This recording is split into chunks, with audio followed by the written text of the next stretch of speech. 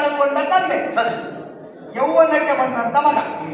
ಅಪ್ಪ ಮಗ ಇಬ್ಬರು ಮದುವೆ ಆಗಬೇಕೆಂಬ ತೀರ್ಮಾನ ಮಾಡಿಕೊಂಡು ಹೆಣ್ಣನ್ನು ಹುಡುಕುತ್ತಾ ಇಬ್ಬರಿಗೂ ಹೆಣ್ಣಿನ ಅಗತ್ಯ ಉಂಟು.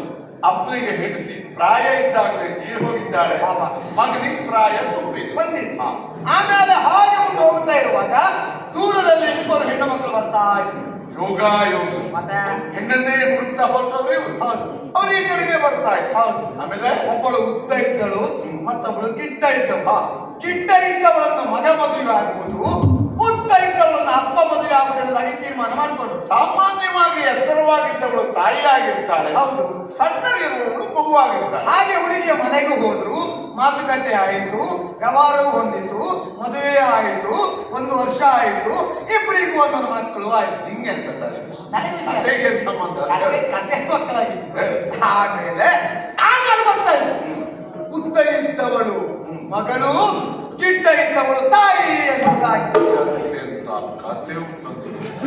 ಈಗ ಅಂದ್ರೆ ಹಾಗಾದ್ರೆ ಅಪ್ಪ ಮದುವೆ ಆದ್ದು ಮಗಳನ್ನ, ಹೌದು, ಮಗ ಮದುವೆ ಆದ್ದು ತಾಯಿಯನ್ನು, ಸಂತಾನ.